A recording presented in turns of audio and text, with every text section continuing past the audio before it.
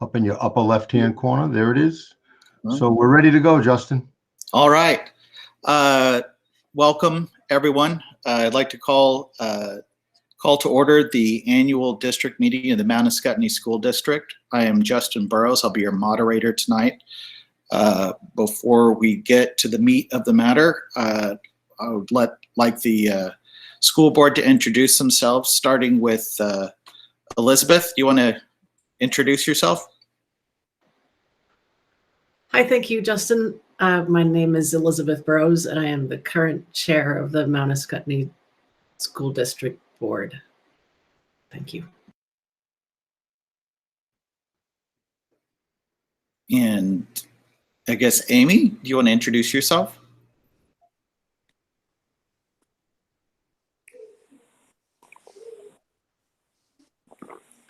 She's finding that microphone. It happens. Yeah, sorry about that. Jeez. I'm Amy McMullen. I live in Windsor, and I am the vice chair of the Windsor Southeast or Mount Ascutney School District. I've also lost it.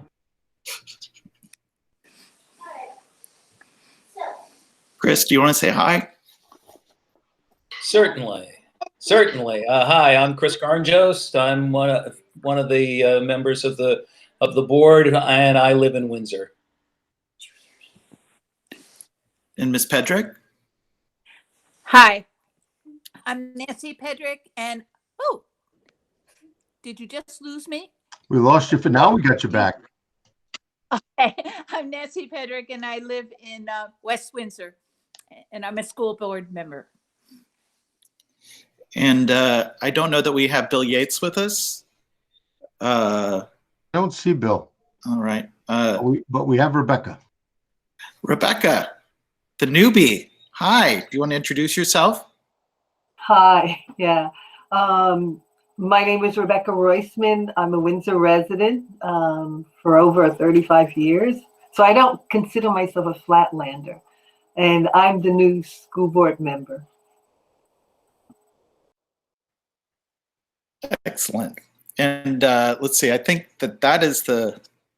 I think I got everybody on that. And David, do you want to introduce yourself and your central? Right. Yeah, we'll do the administrators now. I'm David Baker, the superintendent of the Windsor Southeast Supervisory Union. And maybe we'll go to Angie next. Hi, everyone. I'm Angie Ledoux. I'm the Director of Curriculum for Windsor Southeast Supervisory Union. Hi, I'm Katie Ahern. I'm the Director of Student Support Service for the Supervisory Union. And I think Ed Connors is also on. Hi, I'm Ed Connors. I'm the business manager at Windsor Southeast. Now we can go to the principals. Principal at Albert Bridge School. Hello, I'm Colleen Deschamps, and I'm the co-principal, one of the co-principals at Windsor School. Hi, I'm Kate Ryan. I'm the other co-principal at Windsor School.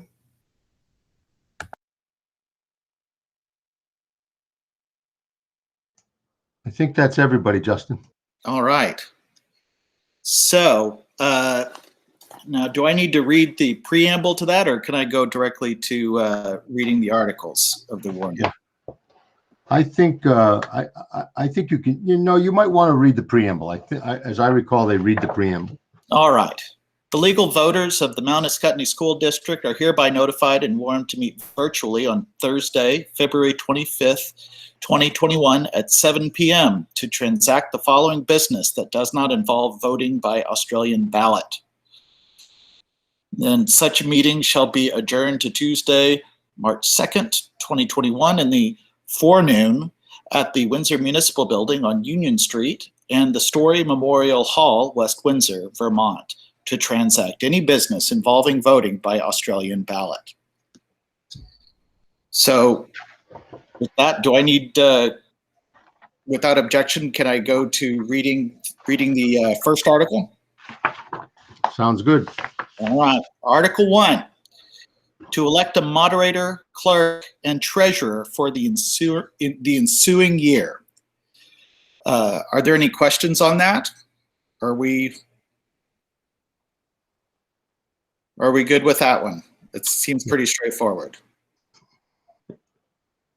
And that's by Australian ballot. And that's by Australian ballot, to be Australian ballot on next Tuesday. So no questions, then I will move on to Article 2. Does that sound like the right structure for it?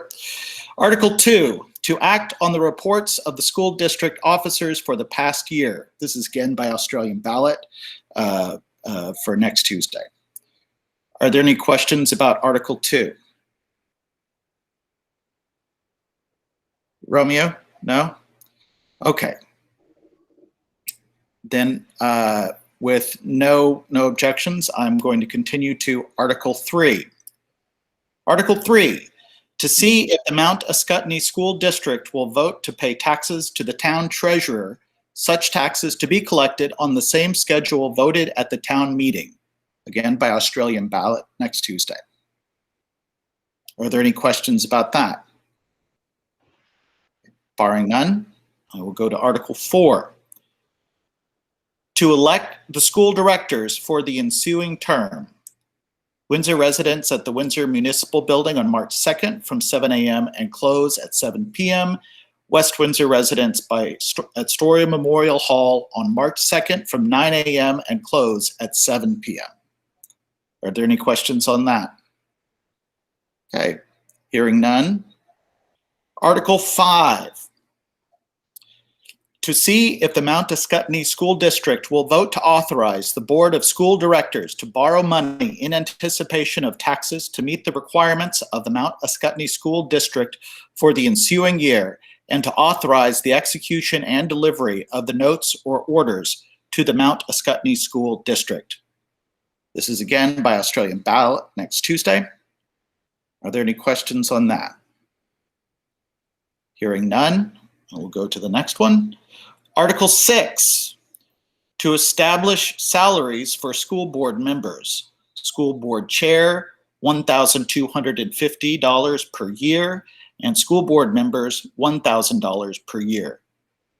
This is by Australian ballot next Tuesday. Are there any questions about that? Okay, hearing none, I will now move to Article 7, which I'm to understand is followed by a presentation by the principals. This is correct? That's correct, by the administration, correct. By the administration, all right. Shall the voters of the Mount Ascutney School District approve the school board to expend $11,744,125, which is the amount the school board has determined to be necessary for the ensuing fiscal year? It is estimated that this proposed budget, if approved, will result in education spending of $15,795.42 per equalized pupil. This is also by Australian ballot. Now, at this point, I would like to hand it over to, I believe, is it you, Dr. Baker, or is it Ms. Aldrich? No, you can certainly hand it over to me, Justin. And I think the only other step would be that a few of the administrators do not reside within Windsor or West Windsor. So that means, we would just need permission to speak. As long as there are no objections, Justin, maybe I'll turn it back to you. You can ask if there are any objections, then we'll just carry on. Are there any objections to non-residents making the presentation aligning with the budget? Okay, hearing none, I think we're good to go. Okay, I think we are good to go. And we do have, of course, a little PowerPoint. As educators, you don't do anything without a PowerPoint.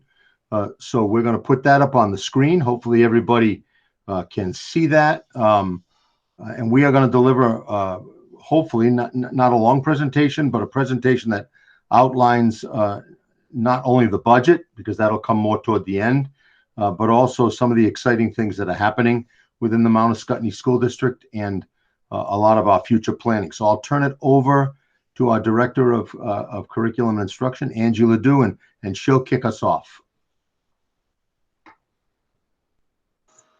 Probably helps if I'm unmuted, right? That does. So I have the honor of talking to you tonight about our portrait of a graduate and our strategic plan work that, despite a pandemic, we were able to work on. And I'm going to tell you about the process we went through and what our next steps are going to be. So the portrait of a graduate started in April of 2019 when the administrative team went to a workshop at Windsor Central, and it was a very dynamic speaker talking about the future of education and what our children will be expected to be able to do. And so this slide was one of the slides that I think all of us were sitting around the table going, oh my goodness, this is why our students need something that's very different from what many of us remember as schooling to be. Next slide, please, Jen. So through the process that started, I think it was in the fall of 2019, we worked with a consultant from Battelle for Kids on developing this portrait of a graduate. I think we did present it last year, but if you're new to the district, this is very exciting work because it really represents all 4 of our communities working together to develop collective vision that articulates the community's aspirations for all students. And I wish I had written that because that is exactly what our portrait does. Be the voice. And those are our 5 competencies that we are going to be working toward with all our students. It's our aspiration. It's our North Star. Next slide, please, Jen. So the portrait of graduate development process occurred from September 2019 through January 2020. It involved all 4 communities. We had 60+ members at all 4 meetings, which our consultant kept telling us how amazing that was. And he works with districts from California to Texas to Ohio and was very impressed by our community's participation. We had students on that team, we had staff, we had teachers, we had administrators, board members, community leaders. We feel very confident that the work that we did represents what our communities want for our children. It started with looking at the broad view of what the landscape of education and the landscape of our society is going to be looking toward the future. And then meeting after meeting, Mike, our consultant, brought us closer and closer to defining what we wanted specifically our students to graduate with, the most important skills. And those are those 5 competencies on the portrait of a graduate. Next slide, please, Jen. So then once we have this portrait, which is a portrait to the pathway, a portrait to the pathway for our students, like how they become ready for their next steps after they graduate high school. And we understand that in our supervisory union, we have school choice. Not all our students graduate from our Windsor High School, but we want our kids, no matter where they go for high school, to be ready to be able to fully express what they want for their education. And that is a skill that can be learned and supported and guided for our youth. So the strategic plan is really, it's telling us what we're going to have to do to get there. Next slide, please, Jen. The strategic planning process, this slide talks about it, how we got from our portrait to our practice. And the strategic planning process started with data collection. Mike asked for data from newsletters to programs of study. He asked for student attendance data, student behavior data, class grades, all that kind of information. And he did a deep dive into that data to bring that to the strategic planning team. Unfortunately, our first meeting of the strategic planning team was going to be March 12th. And as you may recall, the world had other plans for us. So we postponed that meeting. And I think to our credit, our members of the strategic plan, when people were asked from the portrait team whether or not they wanted to be on the strategic planning team, they were thinking, we've got a spring sports season coming that this work is going to be happening during. So the size of the team dwindled. We had about 20 to 30 people that showed up for the meetings, but we started the work again in May. And I think that for what we were trying to do in May and being in a pandemic, the fact that our communities felt this work was so important is a testament to their dedication to providing an amazing education for our kids. So in May, we dove into that process. That took us from May to August. And then in November, our supervisory union board adopted the strategic plan. And the work of trying to make that strategic plan a reality is starting to happen now. Next slide, please, Jen. So the strategic plan design team process looked very similar to the portrait process. It started with a big picture, looking at that data, determining our strengths, weaknesses, opportunities, and threats. And then taking that to the teams, we had some deep discussions about what we wanted for our kids. And then the consultant, through his experience and research, brought back recommendations to the team. Throughout the summer, last summer, through July and August, well, beginning of August, several members, about 10 to 14 of us, met every week to talk about the strategic plan. Mike would draft a goal.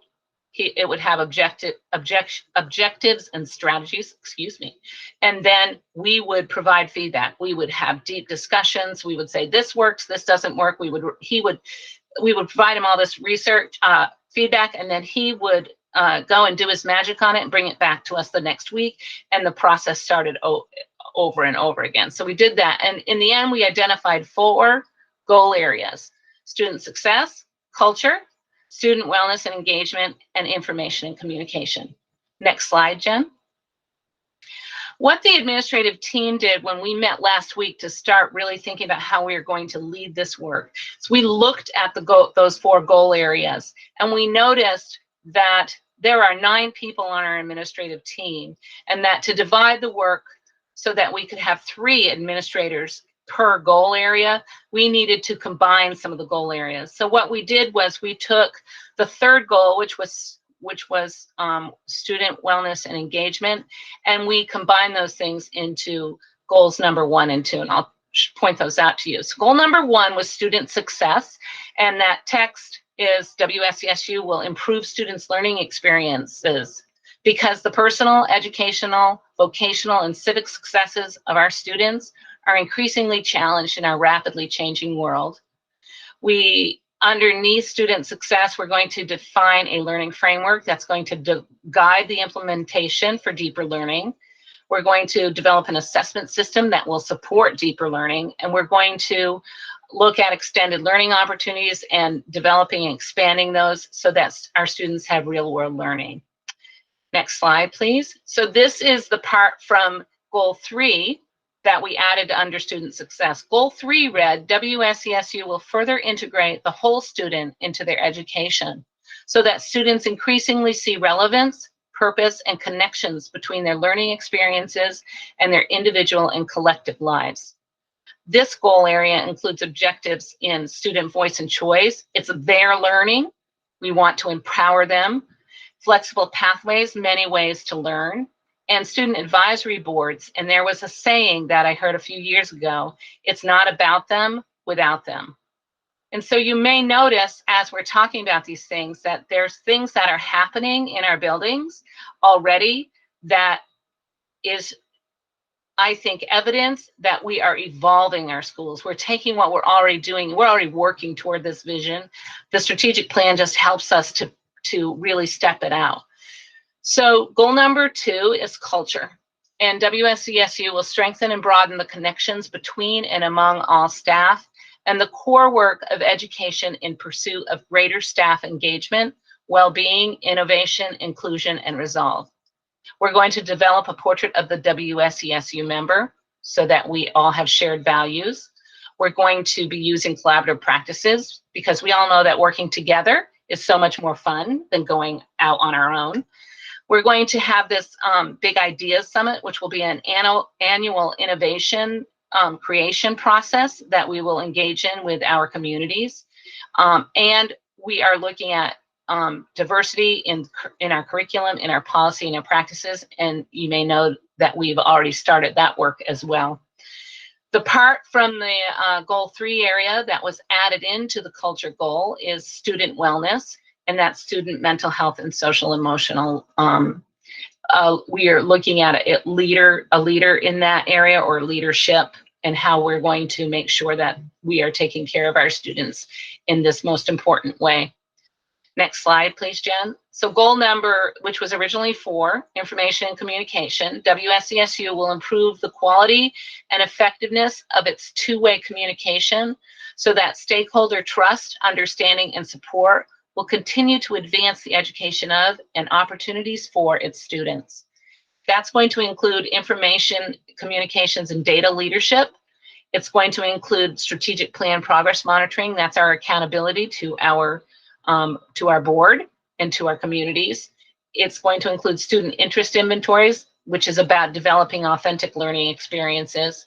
And it also is about improving our communications, both internally and externally, how we communicate within and amongst our 4 buildings, and how we communicate with our local communities and across the supervisory union and beyond. If you'd like to learn more about the strategic plan, you can find a draft of the plan. We're just calling it a draft because we do believe that as we work through it, it may evolve as well. And if you have any questions, please email me at my email, aladue@wsesu.net. Thank you. Thanks, Angie. And also, there are some people here at this meeting tonight that participated in some of those forums, and we just want to thank all the community members who turned out and helped us build this system.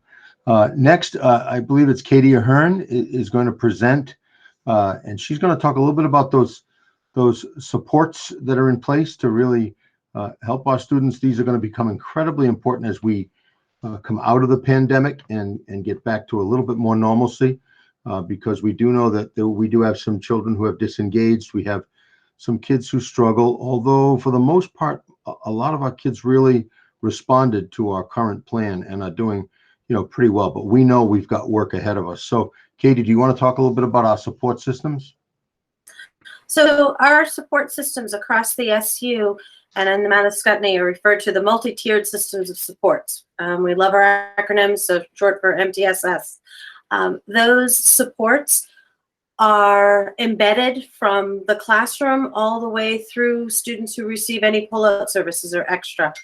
There's 5 interrelated components that work in concert to serve an arching wraparound approach. One of our drives has to do with embedding as much as we can naturally for students during the school day.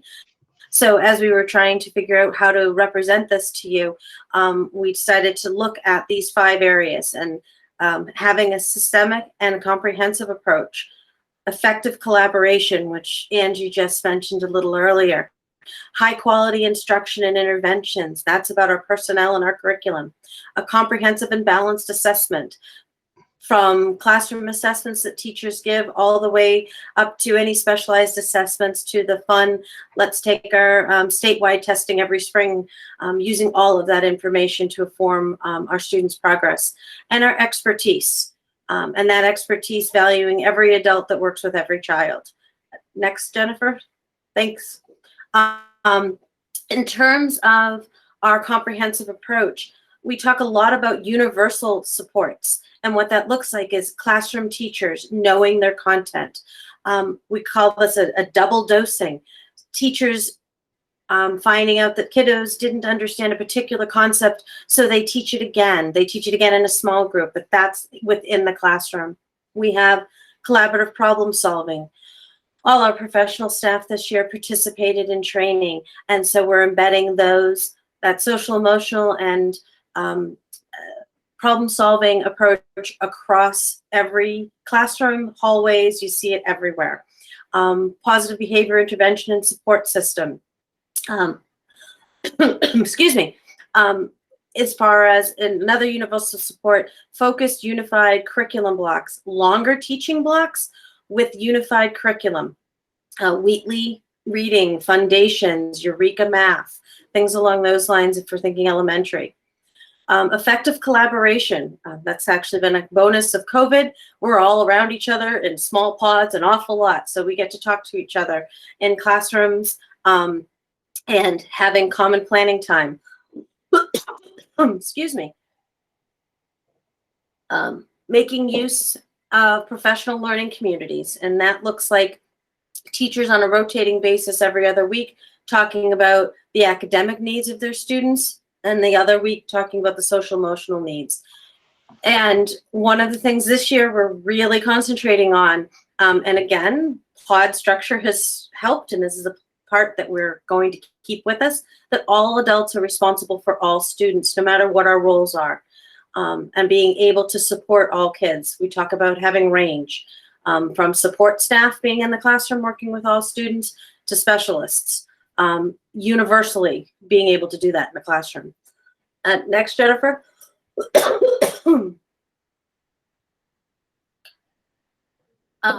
And no, I'm not sick. Apparently, I haven't talked enough all day, so I'm going to call it this. High quality instruction and intervention. So, like everywhere else in the state, we have had interventionists doing sort of different hats this year. We've been fortunate at Mount Ascutney that at Windsor, we have a K through 6 reading interventionist, a 7 through 12 math and language arts interventionist. We also use We Are Hope. The high school has a 9 through 12 academic support period, which was spearheaded by the school counseling department and the high school teachers, support staff, and classroom teachers. That was a new outgrowth this year. Partnership with Mount Ascutney with a mentor that helps support students making positive choices so they can avoid substance abuse and other things that we'd like students to avoid. There's also special education instruction. Looking at our social emotional interventionists as well, woven throughout the school day, school to home coordinator, other interventionists like that that are sometimes more under the radar. Comprehensive and balanced assessments. We use, I mentioned before, our classroom assessments, track my progress 3 times a year. We're also using our school psychologists this year for more of our 504 and special education evaluations, as well as doing screenings and just being available as resources. And our expertise, this was one that was hard to make a separate bullet list, I think is woven throughout all of our systems of support. We are trying to have a systematic way of communicating our expertise and pulling in folks to help students at the earliest level, and I mean that by both grade level early, but also at the early warning signs, and not waiting until something becomes problematic. So I think I'm handing it off to. Okay. Yeah, let me just pick it up for a second, Katie. Thank you very much. And what we've been seeing a lot, and part of it is COVID has created this, but we see the world of regular education and the world of special education coming together, and we want to get away from looking at kids. That's a regular ed student, that's a special ed student. They're all our students, and we want to wrap around every single one of them. And COVID has helped with that. And I'll tell you, as we've wrapped adults around students in these small pods, we've seen, discipline referrals drop incredibly, bullying and harassment complaints drop incredibly. So there are some things that we've learned while we've been in this COVID pandemic that we don't want to lose. And we're going to be meeting the next month or so, talking about what kinds of things can we preserve. So that was the big picture. Thanks, Angie and Katie. Now we're going to get it down to the building level with our 3 principals, Jen Aldrich and Colleen Deschamps and Kate Ryan. And they're going to tell you a little bit about what's going on at the school level and also specific to our budget as we get to the end of that. So I'm not sure who's going to start. Colleen, are you going to start? Okay. Yeah, Colleen, I'm you going to start. Thank you. So now the 3 building administrators want to break down the pieces that Angie and Katie have shared with all of you, and how each of us will take a lead in an area of our strategic plan, talk to you about the pieces that are important to us, and how they connect to our budget. For culture and student wellness, One of the pieces you've heard already is the collaborative practices. We want the culture to keep growing in the direction that our stakeholders and the Portrait of the Graduate team have come up with, our competencies that we want to see for all of our students. Collaborative practices is key. We're practicing collaboration with this team every day, presenting this to you, sharing this, having open forums with our community. Our entire Portrait of the Graduate process included all of our stakeholders. The consistent, regular collaboration that our staff has weekly with their professional development, their teaming, and their small pod structures that we were able to have this year, building the collaboration, the modeling we want these collaborative practices to pass on to our students. And some of the future events for collaborative practices will be things like a big idea summit, innovative events where all of our stakeholders can have a say in what is it that we want for our future students in our school. Two, a policy and a program in our school system that really talk to our culture and collaborate amongst our whole SU is our WSCC team, whole school, whole child, whole community wellness team. And that policy reminds us all of the important pieces for our students' mental health, their nutritional health, their physical health.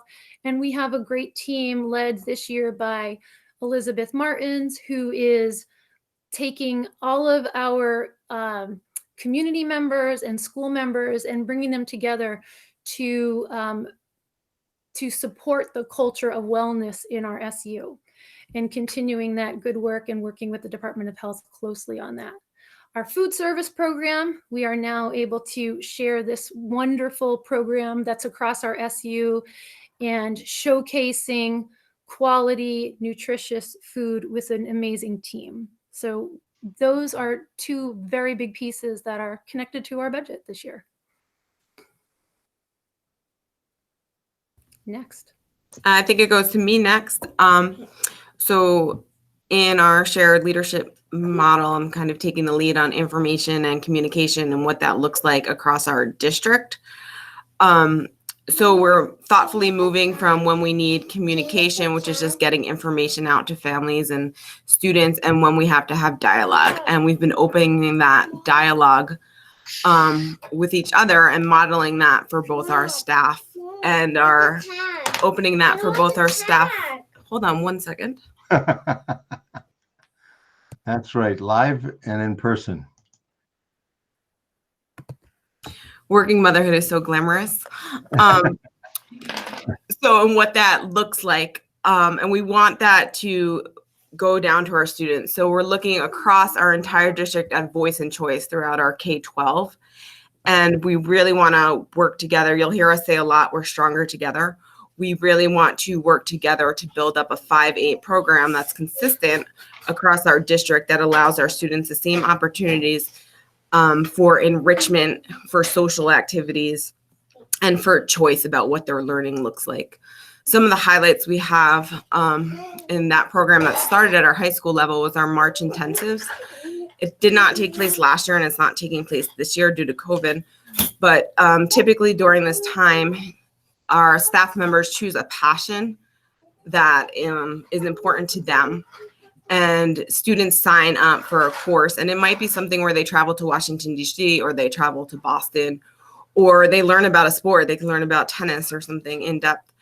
And we want to bring that down to our middle school level, but keep it to on-campus activities and offer age-appropriate, maybe CPR or babysitting classes or knitting.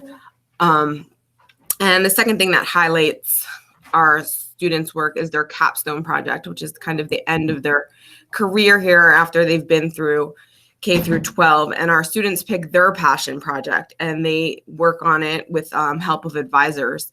And it goes throughout their senior year and they present it to our community. It looked a little bit different this year, but we were able to have students present to staff members and their parents those projects look very different. Some students look at doing a startup company and a brand name of clothing, what that will look like.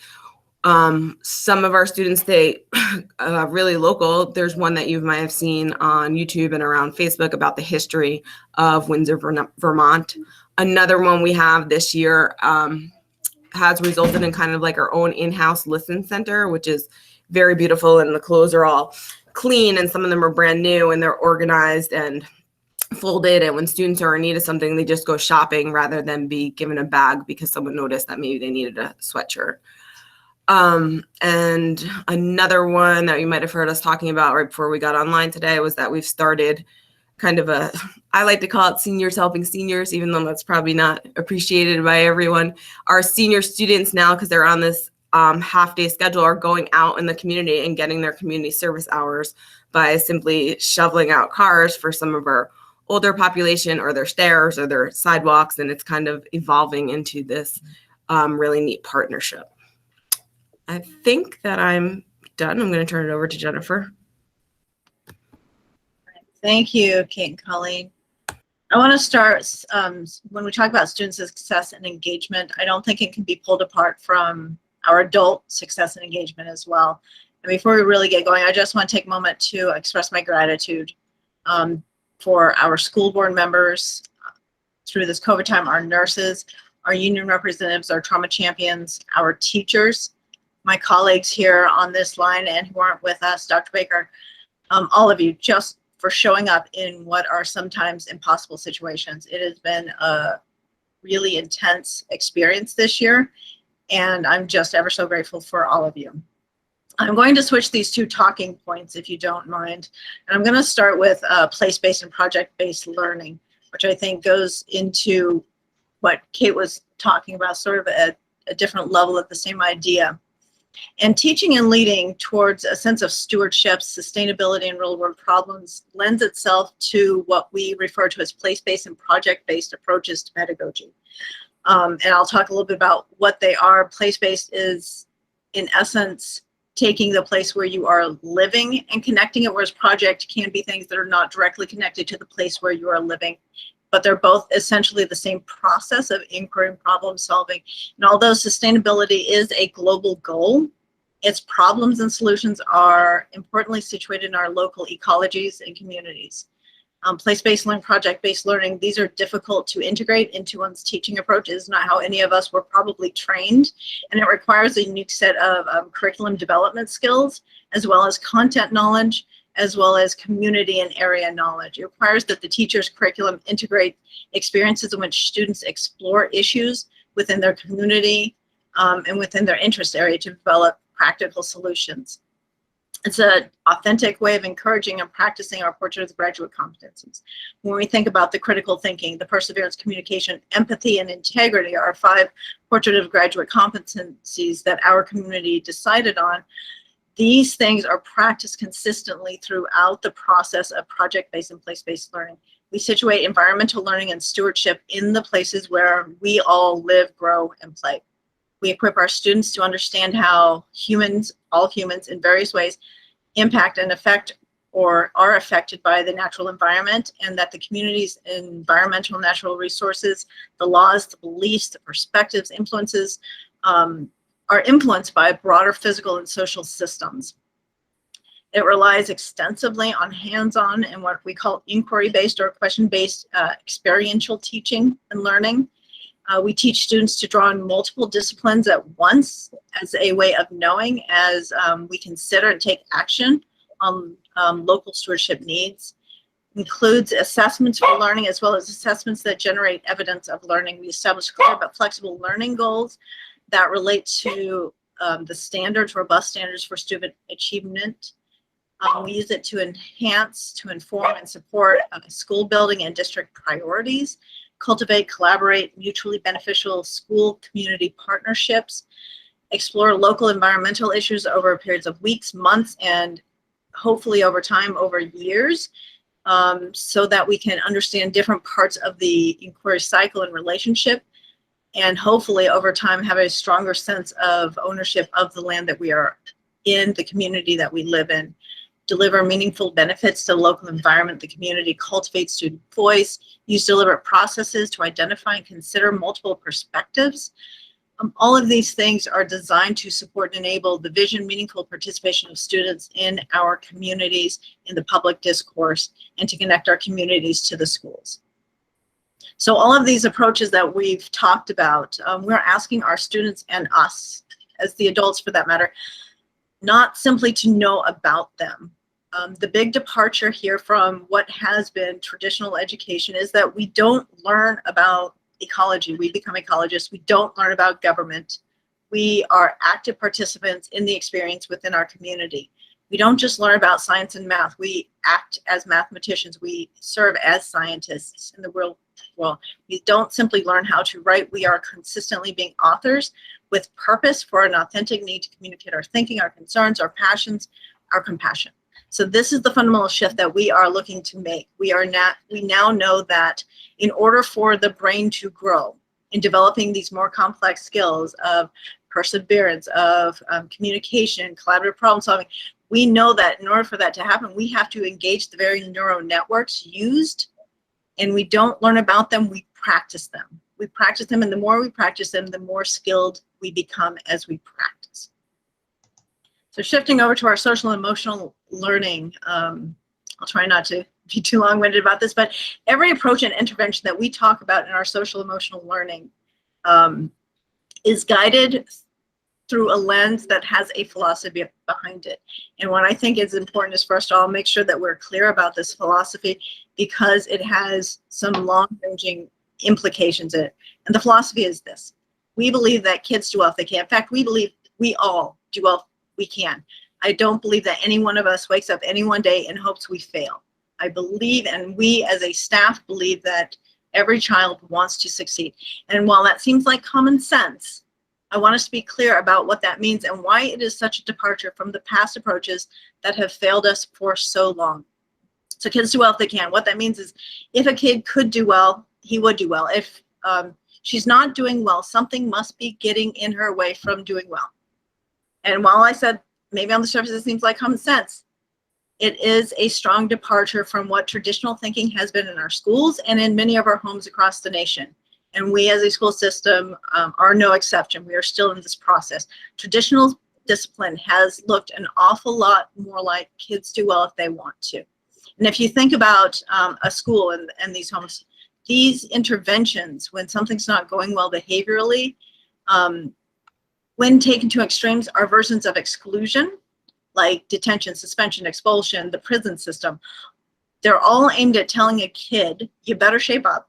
This is important. And there are going to be some negative consequences that are going to essentially ostracize you or embarrass you or shame you if you don't start behaving properly. One of the things, having worked with these kids now for my entire career, is that I think it is highly likely that the kids who struggle the most are among the most motivated kids already to behave better.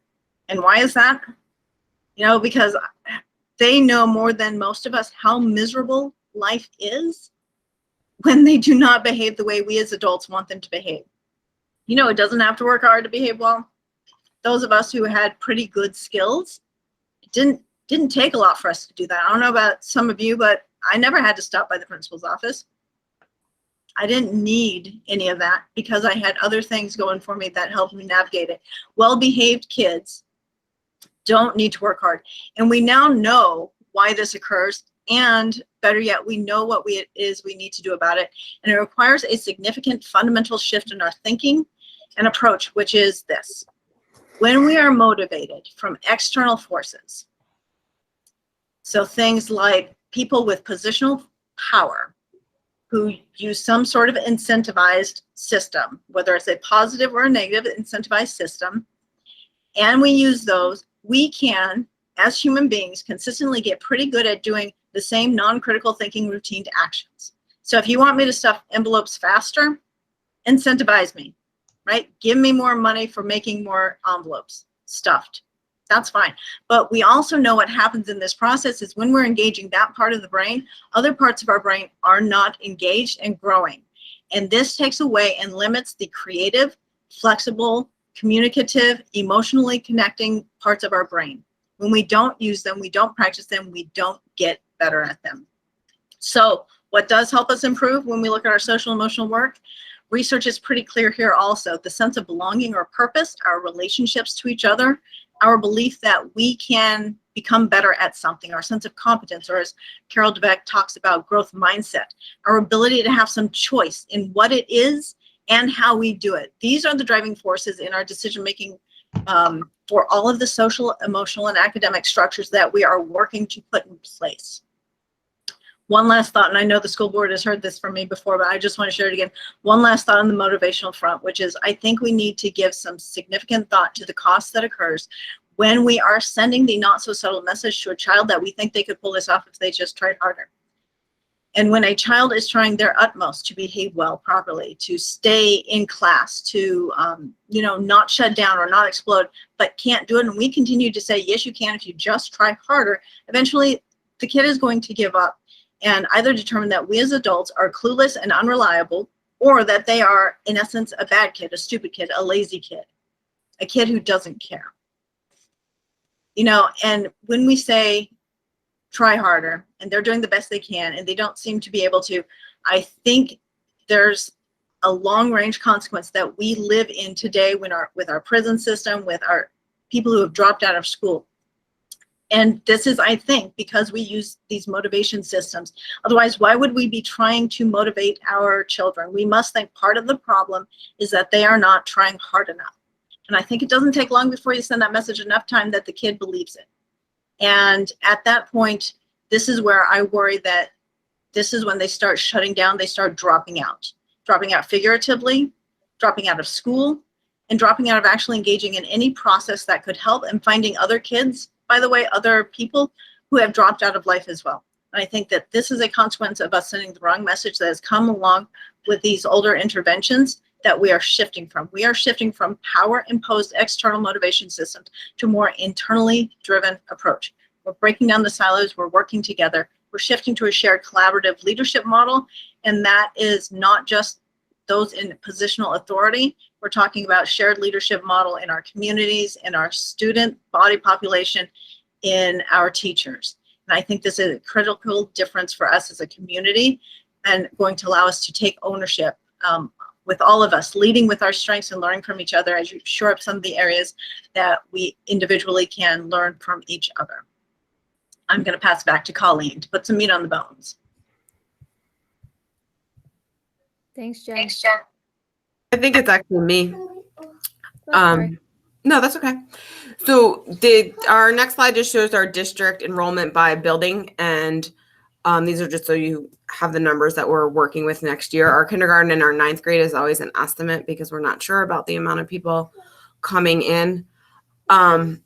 And we, again, want to reiterate that we look at these as 2 campuses within one district. We want to offer the same opportunities on both campuses, whether it be through enrichment, whether it be through support, or whether it would be with access to resources. If we go to our next slide, I don't know if anyone at home has their book with them.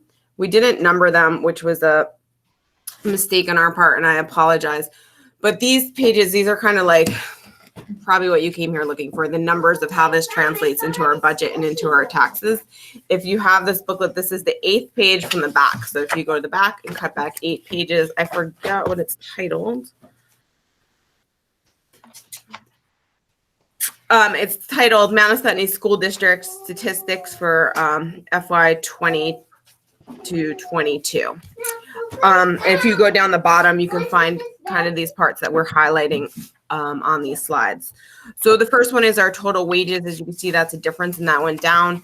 You might ask, if we're in a time of need where we're going to be recovering what children have lost from the pandemic, how are we doing this? Particularly when this reflects our wage increases. So overall, we've just had a lot of veteran teachers retire, and veteran teachers are on the higher end of the salary scale, and we're hiring new teachers. Albert Bridge did not replace a 0.3 teacher, and that's due to the pod model that we're in because of COVID. We have all our supports right at the grade level team, and we've learned how to work together more efficiently and meet needs with the staff that we have. So right now, we don't see a need to replace that position. And the last thing is we reorganized administration. We went from 4 administrators that operated kind of separately in their own silos to 3 across our district, where we are working together and we're using each other's strengths to meet the needs of all of our students. Next slide, please. This is the benefits package. You can see that's up because that reflects the increase in premium costs. Next slide, please. Our contracted services, as you can see that this is down, and that's a kudos to Katie Ahern. As David said, we are working together, no longer separately as a SPED department and a regular ed department. Typically, we had a lot of our support staff that was hired through outside sources, HRS. We still do have HRS clinicians in the building to meet needs of some of our populations, but our support staff are paraeducators that are working with both special education and regular education students are now hired in-house. Our speech and language pathologist is now hired in-house and works for a district rather than contracting that service out.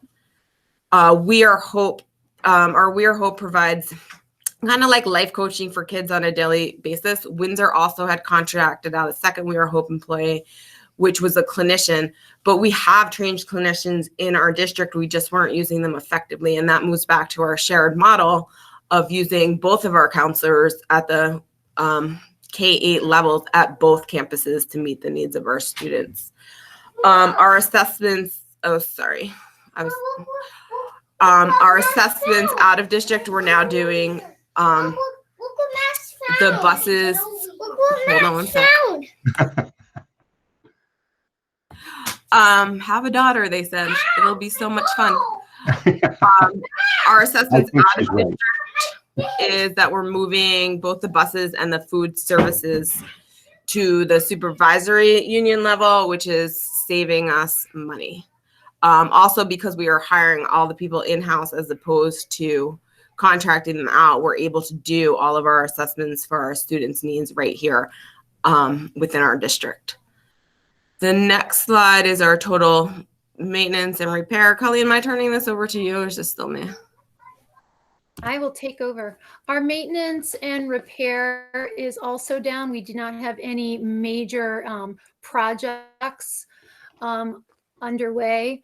Our maintenance wages are listed under the total wages, no construction plans for next year. And we are very fortunate to have our more collaboration going on in that picture right there, our maintenance team and our IT team working together to make our building more internet ready, streamlined, to have the best connections for our students. So we're very appreciative of our team. Next one, Jen. The total transportation is down. This is due to a big savings by centralizing our transportation. What's really nice about this for us as an SU is we want to make the transportation for our students coming to school, going back home at the end of the day, as simplified as possible. So instead of looking at our bus routes as specific to a building, we're now looking at the map of all of our students and how do we offer the best routes to make them the shortest possible for our families, the transitions easier for our students who go to Hartford, any midday transportation issues. We have to work together with our bus company, which is really nice that we get to do that now that we're centralized. And the communication, insurance, and postage budget is also down.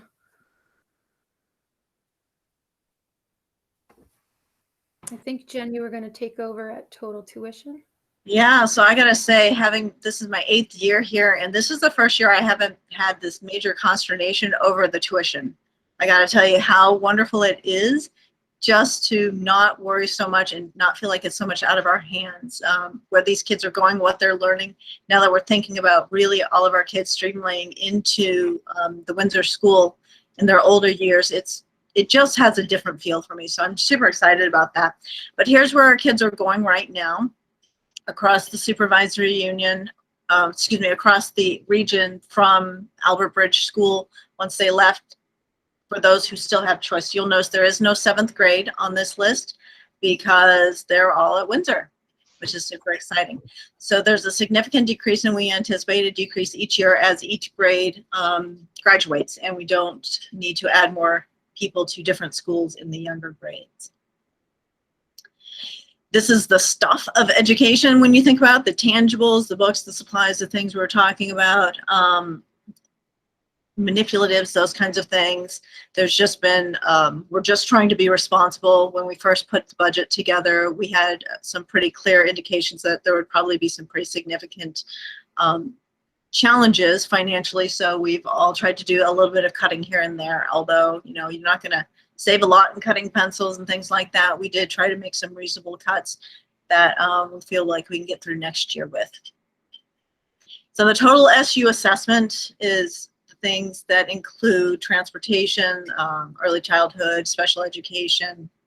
And so that is a difference right now of 27.83%.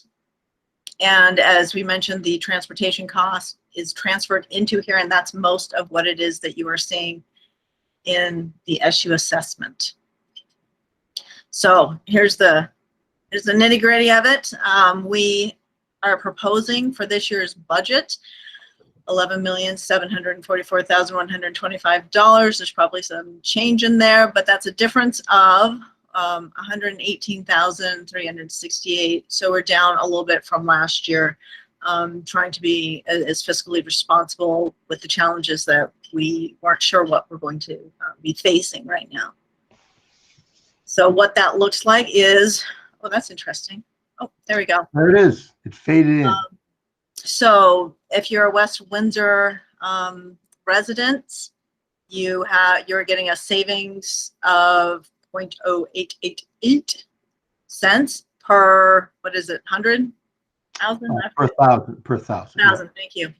And then Windsor, it's your taxes would be going down at 0.0741 per thousand. So there's your numbers.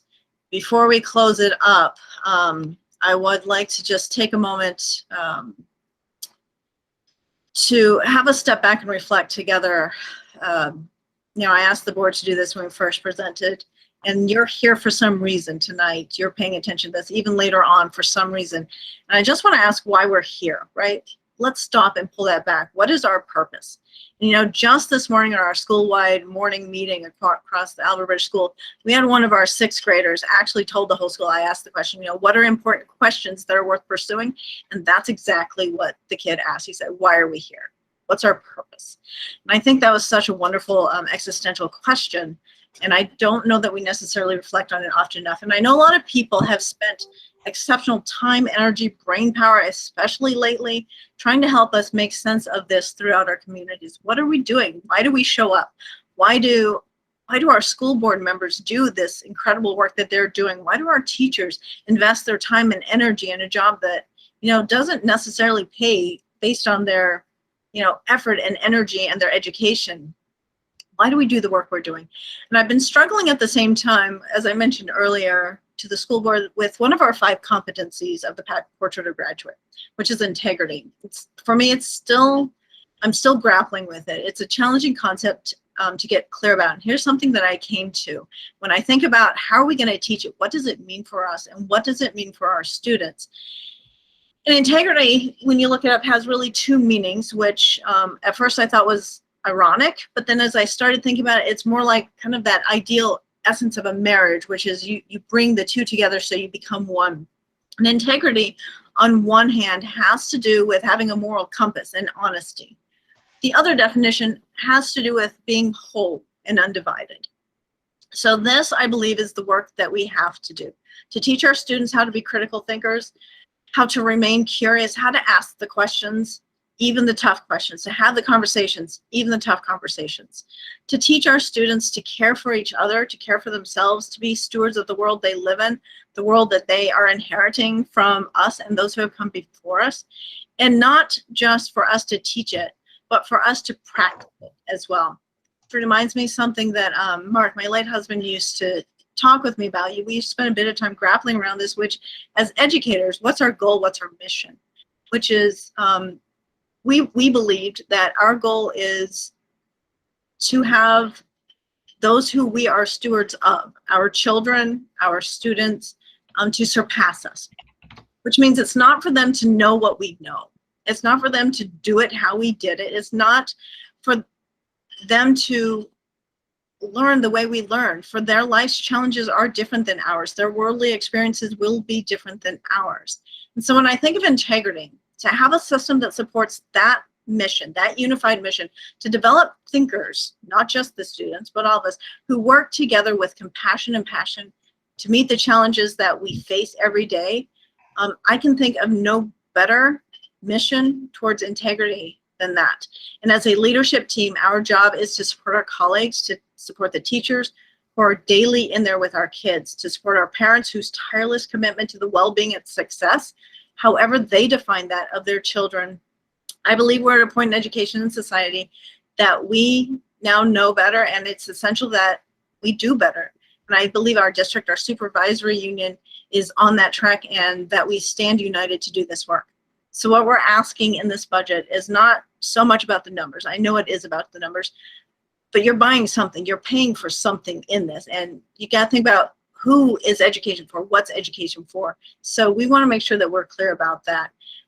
We want you to give us a chance to take the risk of not necessarily knowing the exact path that we need to take to get to a place that's still evolving, right? The future is still so unknown, and yet knowing the importance of supporting the process, allowing our team of educators, parents, students, alongside you, our community members, towards evolving into something that we don't yet know what it is.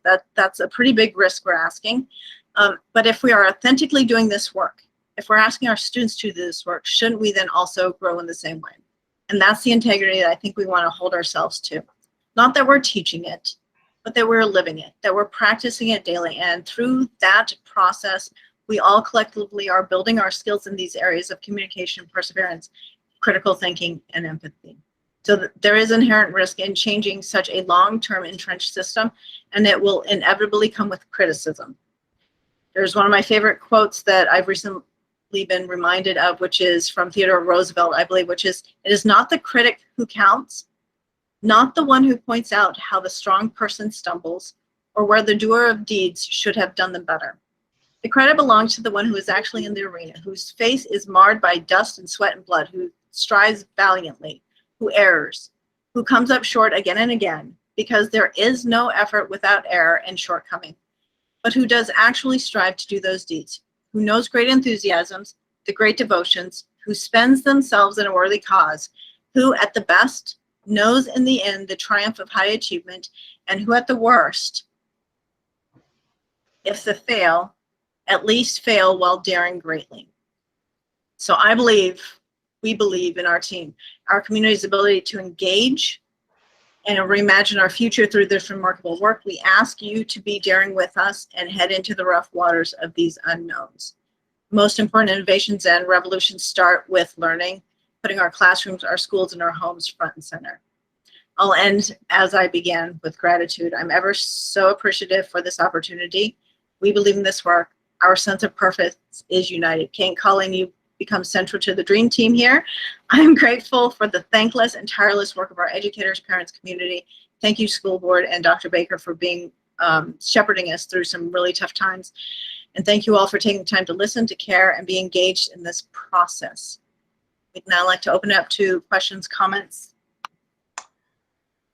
Yeah, so Justin, this would be the time if anybody had any questions about anything that was reported, the budget. We can also pull up a particular slide if we want to, but good job to the team for that presentation. I feel like each year the administration owns the budget a little bit more, which they should do. They lead the budget process, and then they report it to the community. So I really appreciate that work. So if there are any questions, then we'll take them. All right, so I'll open the floor to questions. If anybody has questions germane to Article 7, relating to what the principals just put out for you, are there any questions?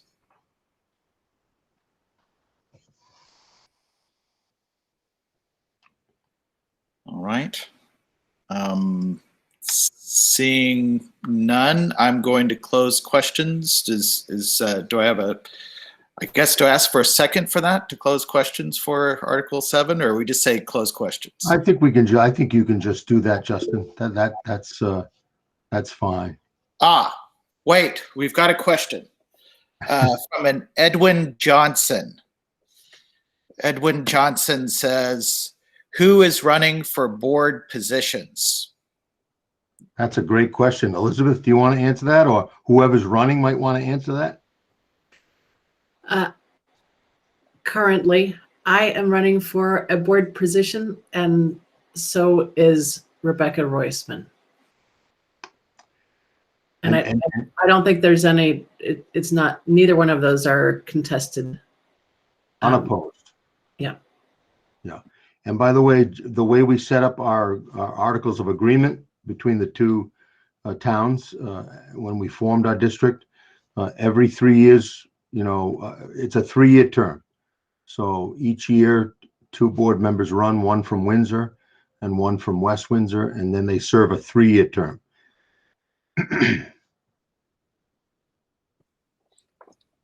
Okay. Are there any other questions? Might give it a couple. All right. Well, hearing none, then without objection, I'm going to go to Article 8. And it's to transact any other business which may properly come before the meeting. So, is there any other business which may properly come before the meeting, I guess? Justin, this is David. I just wanted to know, and Elizabeth, maybe you can help me, Amy. Right now on the ballot, we do not have someone running for clerk or for treasurer or for moderator. Is that correct? That is correct. Okay. This is Amy.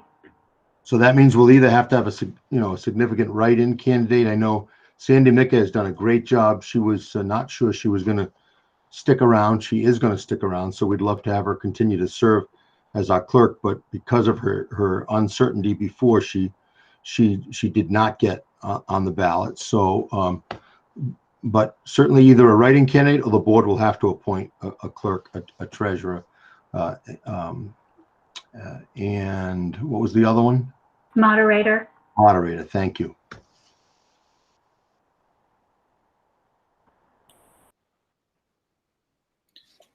Okay, so is there any other business that would fall under this? Looks like Chris Garnjo's raised his hand, Justin. Yes, Chris. Well, this seemed like the spot for this, since we've transacted all the other business. Jennifer did a wonderful job of thanking everyone, but I want to throw it back towards our administration and really express some appreciation for what's gone on in our school system in this last year,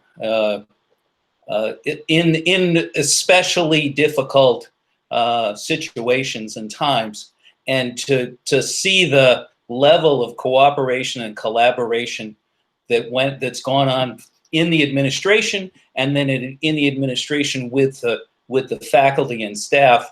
I look at other school systems around the area, and I see unions being upset with the administration telling them at the last minute that, oh, we're gonna return to class, or we're not gonna return to class to in-person work.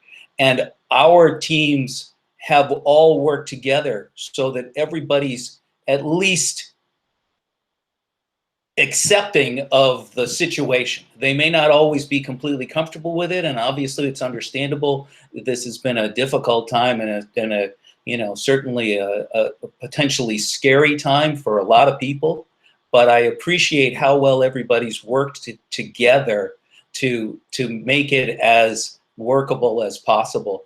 And and then to turn around and give us a budget that's actually under what the budget was the year before is just amazing to me. And I really appreciate what's going on in these hard times. And then also just the fact that what's going on in the potential for the future.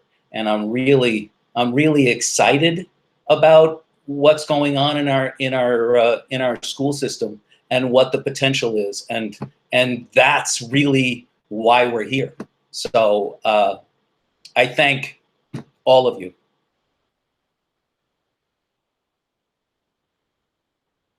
Well said, Chris. Thank you.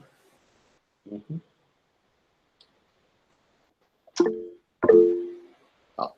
Yeah, thank you, Chris. Are there any other comments, questions, or that anyone might have? Yeah, Justin, you may not be able to see it, but I raised my hand again. I don't mean to keep interrupting. That's all right, Dr. Baker. Yeah, but I mean, there are some other behind the scenes people that I want to really thank.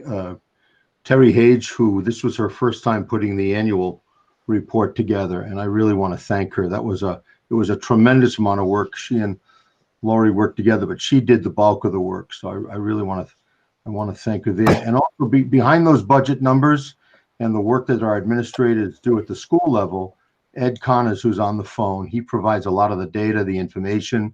He puts the spreadsheets together, and he's always there to meet with these principals or with me to give the information. So I really want to thank Ed, and I think that's it for me. Other than, again, the kudos to the administration and all the faculty.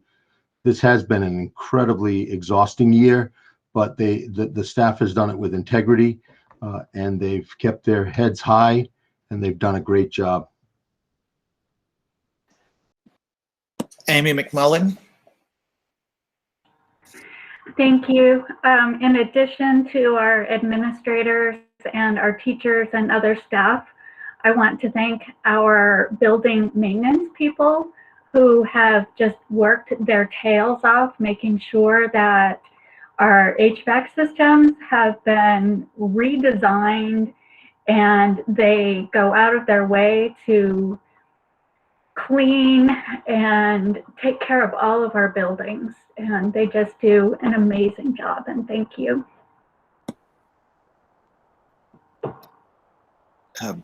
Elizabeth Burrows.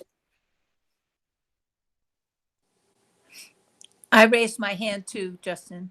I know. Okay. I'll get in trouble. I wanted to thank all of the administration and the principals and everybody who keeps things working, the teachers, and also thank you all so much for your presentation this evening. That was really that was remarkable and humbling, and thank you very much. I hope that I thank you adequately every step along the way, so that you know how grateful I am for everything that you do anyway. But thank you. Ms. Pedrick. I thought this meeting was incredible. It was the clearest presentation of the budget and the most understandable. And I think that the principals did a spectacular job. And I really loved the format because it was so easy to hear everyone and to see that PowerPoint. So thank you so much. It was wonderful.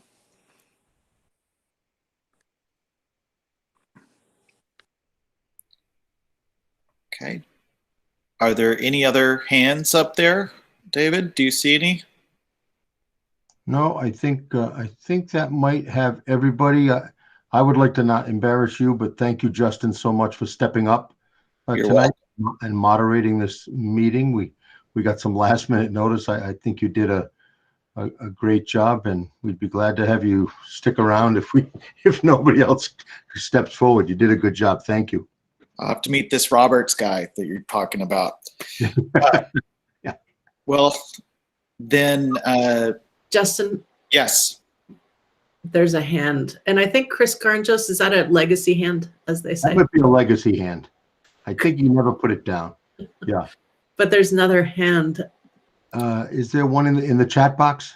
It's Chris Osgood. Sorry. Chris Osgood, is she one? Yeah, okay. Chris seems to have her hand up. So. I'm sorry. And then Molly Keating. And then Molly Keating, yes.